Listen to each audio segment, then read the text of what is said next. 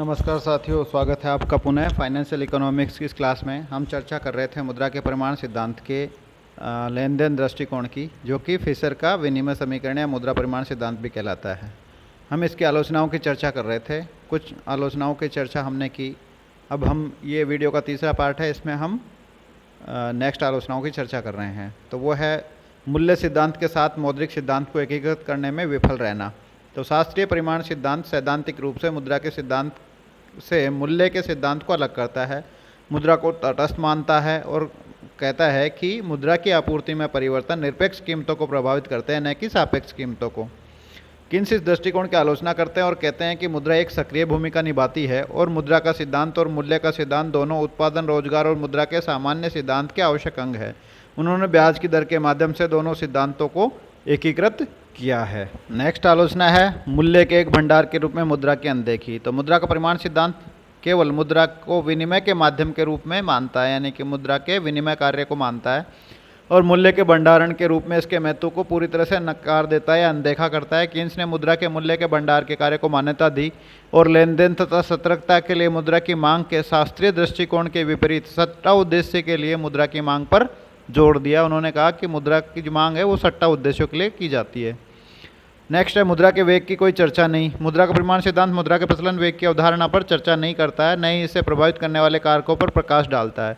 यह मुद्रा के वेग को स्थिर मान लेता है और इस प्रकार मुद्रा के वेग में परिवर्तनों को अनदेखा करता है, जो कि लंबी अवधि में घटित होते हैं या दीर्घकाल में घटित होते हैं। तो इस तरीके से ये वी का अनदेखा करता है। नेक्स्ट है एक पक्षीय सिद्धांत। तो फिशर का लेन देन दृष्टिकोण एक तरफा है। ये केवल मुद्रा की आपूर्ति और उसके प्रभावों को ध्यान में रखता है और मुद्रा की मांग को स्थिर मान करके उसकी उपेक्षा करता है। यह मुद्रा के मूल्य में बदलाव के लिए मुद्रा की मांग की भूमिका की अनदेखी करता है।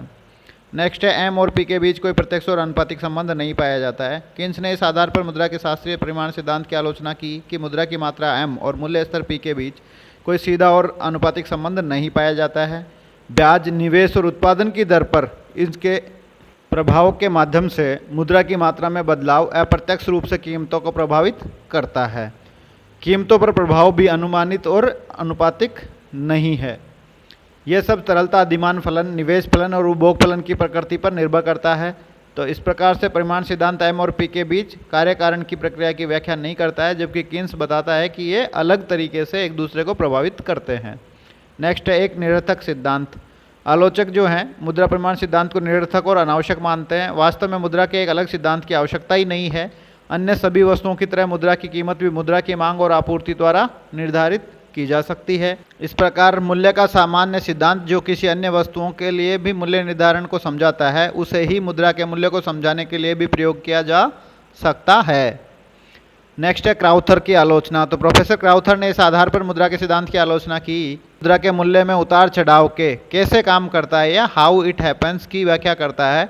यह इन उतार चढ़ावों के क्यों काम करता है, वाई इट हैपन्स की व्याख्या नहीं करता है। ये क्यों की व्याख्या नहीं करता है, बस हाउ की व्याख्या करता है। जैसा कि हम कहते हैं कि परिमाण सिद्धांत मुद्रा के मूल्य में उतार चढ़ाव के कैसे काम करने की व्याख्या कर छोड़कर क्यों काम करता है की व्याख्या नहीं कर पाता है। तो वाई दिस हैपन्स की व्याख्या नहीं करता है, हाउ इट हैपन्स की व्याख्या करता है। अब हम बात करते हैं मुद्रा के प्रमाण सिद्धांत के महत्व की। तो कई कमियों के बावजूद मुद्रा सिद्धांत के बहुत सारे इंपॉर्टेंट फीचर्स हैं, उनको हम बात करते हैं। तो पहला है व्यापक अर्थों में सही है। यह सच है कि इसके सख्त गणितीय अर्थ में, यानी कि मुद्रा की आपूर्ति में बदलाव से कीमतों में प्रत्यक्ष और समानुपातिक परिवर्तन होता है। परिमाण सिद्धांत गलत हो सकता है और सैद्धांतिक और अनुभविक दोनों रूप कर दिया गया है, लेकिन व्यापक अर्थों में सिद्धांत कीमतों में उतार चढ़ाव के लिए एक महत्वपूर्ण रास्ता या सुराग या तथ्य हमें प्रदान करता है, और कोई भी इस तथ्य से इनकार नहीं कर सकता कि वस्तुओं की कीमतों में अधिकांश परिवर्तन मुद्रा की मात्रा में परिवर्तन के कारण ही होते हैं। नेक्स्ट है सिद्धांत की वैधता। तो 1930 के दशक तक मुद्रा के परिमाण सिद्धांत का उपयोग अर्थशास्त्रियों और नीति निर्माताओं द्वारा सामान्य मूल्य स्तर में परिवर्तन को समझाने के लिए और मौद्रिक नीति बनाने के लिए किया गया था। चीन में 1947-48 में जो हाइपर इन्फ्लेशन या अति मुद्रास्फीति आई, इन उदाहरणों को इस सिद्धांत के माध्यम से समझाया जा सकता है। तो इस सिद्धांत की वैधता को ये साबित करते हैं।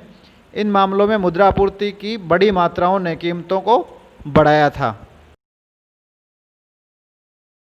नेक्स्ट है मौद्रिक नीति का आधार। तो सिद्धांत मौद्रिक नीति का आधार बनता है। क्रेडिट नियंत्रण के विभिन्न उपाय जैसे कि बैंक दर और खुले बाजार की क्रियाएं ये मानते हैं कि मुद्रा की बड़ी आपूर्ति या ऊंची कीमतों की ओर ले जाती है और कीमतों को बढ़ाने के लिए अवसाद के दौरान सस्ती मुद्रा नीति की वकालत की जाती है। तो ये बात किस पर आधारित होती है? मौद्रिक नीति इसी सिद्धांत की मान्यताओं पर आधारित होता है, इसी सिद्धांत के निष्कर्षों पर होता है। नेक्स्ट है परिमाण सिद्धांत का पुनरुद्धार। तो हाल के दिनों में मुद्रावादियों ने मुद्रा के शास्त्रीय परिमाण सिद्धांत को पुनर्जीवित किया है। प्रमुख मुद्रावादी मिल्टन फ्रीडमैन का विचार है कि परिमाण सिद्धांत को 1929 से 33 के महान अवसाद से लड़ने का पूरा मौका नहीं दिया गया था। ऋण या मुद्रा या दोनों का विस्तार होना चाहिए था। तो उस दौरान ऋण और मुद्रा विस्तार करके और अवसाद को दूर करने का प्रयास करना चाहिए था। मिल्टन फ्रीडमैन का मानना था कि दुनिया के अधिकांश देशों में कीमतों में वर्तमान मुद्रास्फीति बढ़ रही है, क्योंकि वास्तविक आय में विस्तार की तुलना में मुद्रा की आपूर्ति का विस्तार बहुत तेज़ी से हो रहा है। तो वो कहते हैं कि भाई कीमतें तेज़ी से बढ़ रही हैं, उसका कारण ये है कि आर्थिक विकास की जो वास्तविक विकास दर कम है और मुद्रास्फीति या मुद्रा का प्रसार ज़्यादा है। तो उचित मौद्रिक नीति देश के उत्पादन में वृद्धि के अनुरूप मुद्रा की आपूर्ति बढ़ाने की अनुमति देता है। तो मुद्रा की आपूर्ति आर्थिक विकास के अनुरूप ही बढ़ानी चाहिए, उससे ज़्यादा बढ़ेगी तो वहाँ पे कीमतों में तेज़ी से वृद्धि होगी। अब हम बात कर लेते हैं मुद्रा के प्रमाण सिद्धांत के विभिन्न सैद्धांतिक और नीतिगत निहितार्थों की, यानी कि इसके क्या इम्प्लीकेशंस है नैतिगत और सैद्धांतिक। तो पहला है मुद्रा और कीमतों का अनुपात। तो मुद्रा का प्रमाण सिद्धांत इस निष्कर्ष पर जाता है कि कीमतों का सामान्य स्तर प्रत्यक्ष और आनुपातिक रूप से मुद्रा के स्टॉक के साथ परिवर्तित होता है, अर्थात मुद्रा स्टॉक में प्रत्येक प्रतिशत वृद्धि के लिए मूल्य स्तर में समान प्रतिशत वृद्धि होगी। ये एक अर्थव्यवस्था में संभव होगी जबकि दो मान्यताएं पूरी हों, जिसका पहली है कि जिसका आंतरिक तंत्र उत्पादन के पूर्ण रोजगार स्तर को उत्पन्न करने में सक्षम है, यानी कि पूर्ण रोजगार पे उत्पादन कर रही हो अर्थव्यवस्था, और दूसरा जिसमें कि व्यक्ति अपने मुद्रा के संचय और लेन देन के मुद्रा मूल्य के बीच एक निश्चित अनुपात बनाए रखते हों, यानी कि जो उसका होर्डिंग है मनी का और जो ट्रांजैक्शन के लिए जो मनी रख रहा है उन दोनों का जो रेशो है वो कांस्टेंट रहना चाहिए। नेक्स्ट जो है मुद्रा की तटस्थता।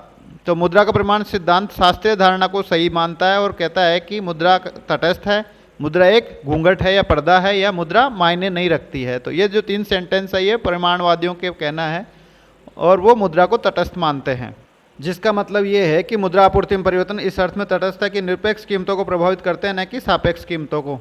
चूँकि उपभोक्ता खर्च और व्यापार खर्च के फैसले सापेक्ष कीमतों पर निर्भर करते हैं, तो मुद्रा आपूर्ति में परिवर्तन वास्तविक चरों जैसे कि रोजगार और उत्पादन को प्रभावित नहीं करते हैं। इस प्रकार मुद्रा तटस्थ है। तो मुद्रा की तटस्थता की बात निकल के आती है उनके विश्लेषण से। नेक्स्ट है मूल्य प्रक्रिया का द्विभाजन। तो परिमाण सिद्धांत भी शास्त्रीय अर्थशास्त्रियों द्वारा अपने वास्तविक और मौद्रिक पहलुओं में मूल्य प्रक्रिया के द्विभाजन का औचित्य साबित करता है। वो सापेक्ष या वास्तविक कीमतें वस्तु बाजारों में और निरपेक्ष या नामात्र कीमतें मौद्रिक बाजारों में निर्धारित की जाती हैं। चूँकि मुद्रा तटस्थ है और मुद्रा की आपूर्ति में बदलाव केवल मौद्रिक चरों को प्रभावित करते हैं, न कि वास्तविक घटनाओं को या वास्तविक चरों को। तो शास्त्रीय अर्थशास्त्रियों ने रोजगार और उत्पादन के सिद्धांत को पूरी तरह से वास्तविक रूप से विकसित किया, इसे अपने मौद्रिक सिद्धांत से पूरी तरह से अलग कर दिया। नेक्स्ट है कीमतों का मौद्रिक सिद्धांत। तो मुद्रा का प्रमाण सिद्धांत इस विचार को मानता है कि कीमतों का सामान्य स्तर मुख्य रूप से एक मौद्रिक घटना है। गैर मौद्रिक कारकों जैसे कि कर, आयातित वस्तुओं की कीमतें, औद्योगिक संरचना आदि का मूल्य स्तर पर स्थायी प्रभाव नहीं पड़ता है। ये कारक अल्पावधि में कीमतों को बढ़ा सकते हैं, लेकिन इस मूल्य वृद्धि से वास्तविक मुद्रा से वांछित स्तर से कम हो जाएगा। इससे मुद्रा खर्च में कमी आएगी और मूल कीमत है वो बहाल होने तक मूल्य स्तर में लगातार गिरावट आती रहेगी। तो इस तरीके से ऑटोमेटिक एडजस्टमेंट के माध्यम से जो वास्तविक कीमत है वो मूल कीमत है वो पुनः स्थापित हो जाएगी। नेक्स्ट है मौद्रिक नीति की भूमिका। एक स्व समायोजित मुक्त बाजार अर्थव्यवस्था में जिसमें मुद्रा की आपूर्ति में परिवर्तन रोजगार और उत्पादन के वास्तविक समष्टि चरों को प्रभावित नहीं करते हैं, इस प्रकार मौद्रिक नीति के लिए बहुत कम जगह बचती है। लेकिन शास्त्रीय अर्थशास्त्रियों ने घर्षणात्मक बेरोजगारी के यानी कि फ्रिक्शनल अनएम्प्लॉयमेंट के अस्तित्व को मान्यता दी, जो कि अस्थायी असंतुलन की स्थिति का प्रतिनिधित्व करता है। ऐसी स्थिति तब उत्पन्न होती है जबकि मजदूरी और कीमतें नीचे की ओर अनम्य होती है, यानी कि वो एक निश्चित बिंदु से नीचे की ओर नहीं गिर सकती हैं, उससे कम नहीं हो सकती हैं। तो बेरोजगारी की ऐसी स्थिति के लिए शास्त्रीय अर्थशास्त्रियों ने मुद्रा की आपूर्ति बढ़ाने की स्थायीकरण मौद्रिक नीति की वकालत की और मुद्रा की आपूर्ति में वृद्धि से कुल खर्च और सामान्य मूल्य स्तर को वृद्धि करेगी। तो इस तरीके से उन्होंने बताया कि श्रम अधिशेष क्षेत्रों में मजदूरी तेजी से कम हो जाएगी या सापेक्ष मजदूरी गिर जाएगी, जिससे बेरोजगारी कम हो जाएगी। और इस प्रकार मौद्रिक नीति के विवेकपूर्ण उपयोग से असंतुलन और समायोजन के बीच का जो लंबा समय है वो समय अंतराल कम हो जाएगा। या फिर घर्षण बेरोजगारी के मामले में बेरोजगारी की अवधि या समय को कम किया जा सकता है। तो विवेकपूर्ण मौद्रिक नीति अपनानी पड़ेगी आपको। तो इस प्रकार शास्त्रीय अर्थशास्त्रियों ने असंतुलन की स्थिति से निपटने के लिए मौद्रिक नीति को एक महत्वपूर्ण स्थायीकरण भूमिका प्रदान की है, स्टेबलाइजेशन रोल प्रदान किया है। तो इस तरीके से आपका ये मुद्रा का परिमाण सिद्धांत लेन देन दृष्टिकोण वाला या फिशर का मुद्रा परिमाण सिद्धांत पूरा हुआ। धन्यवाद।